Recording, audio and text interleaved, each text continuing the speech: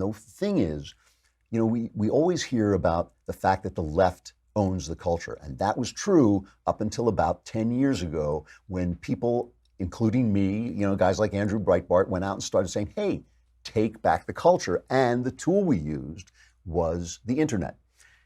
And it has been like the first movie in this thing, Culture Wars 1, the Force Awakens, is that what it is? Is that the number one? The Culture Wars 1 was us kind of like the revolutionaries in the Revolutionary War, little guys shooting from behind rocks and trees at this monolith of the movie studios and the television studios, all left wing, the Academy, all left wing, the comics, all left wing, and we started popping up and shooting back. And at the end of Culture War 1, we had kind of got the Death Star on the run. The Death Star of their culture was starting to fall apart. And Donald Trump's victory, in a way, was us kind of coming back and winning, starting to show that people were not entirely buying into the culture of the left.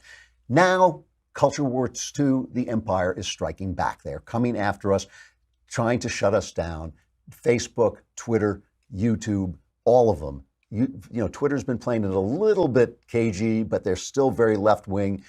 The thing they did to Dennis Prager, where they took his videos basically and shadow banned them, so suddenly they weren't reaching any of his millions of followers. These videos, the most unhateful. Dennis Prager is one of the most unhateful people you can ever meet.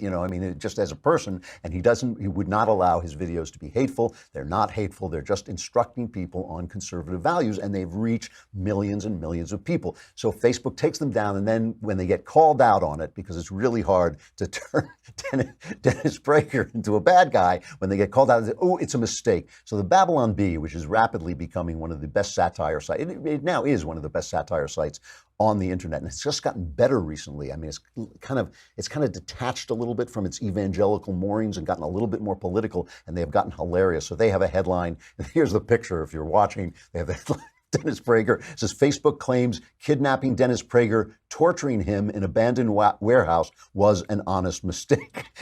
The thing about this is, it's, when they say, oh, we just made a mistake, what it reminds me of is Mars Attacks. You probably haven't seen it. It's an old movie. It's an old conservative movie making fun of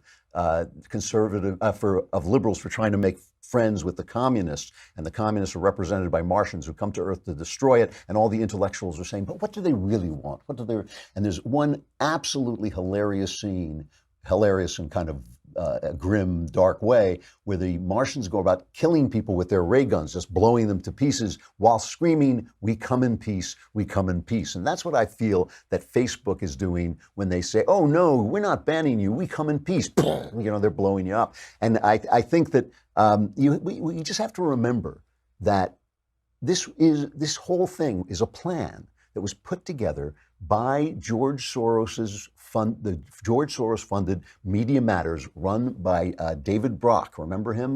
David Brock is this Clinton Obama operative who has gone about using the internet to silence and attack conservatives. And a year ago, what was the paper? The Washington Free Beacon got hold of this memo that David Brock put out. And let's just remember who David Brock is. David Brock was the lover of the guy who ran the pizza place in Washington, D.C. that Pizzagate was all about. Remember, the guy went in and shot the place up because he thought there was some kind of weird conspiracy where Hillary Clinton was, what was she doing? Peddling child prostitutes. It was nuts. It was nuts. But Cheryl Atkinson, who wrote the book Smear, has put forward the theory that she can't prove, but it's pretty well supported, that this was all David Brock creating this fake news situation so that he could then go in and attack fake news. And let's not forget, even though Donald Trump has taken over the phrase fake news, this was put forward by the left first. And David Brock had a memo that he sent out where he said, we will fully adapt to the new reality. This is after Trump won, and we will win. In the next 4 years, Media Matters, the Soros-funded company, will continue its core mission of disarming right-wing misinformation while leading the fight against the next generation of conservative disinformation, the proliferation of fake news and propaganda now threatening the country's information ecosystem. Here's what success will look like. Serial misinformers and right-wing propagandists, like, because there are no left-wing misinformers or propagandists, serial misinformers and right-wing propagandists inhabiting everything from social media to the highest levels of government will be exposed, discredited. Internet and social media platforms like Google and Facebook will no longer uncritically and without consequence host and enrich fake news sites and propagandists. Toxic alt-right social media fueled harassment campaigns that silence dissent and poison our national discourse will be punished and halted. I'm laughing because who's trying to silence dissent?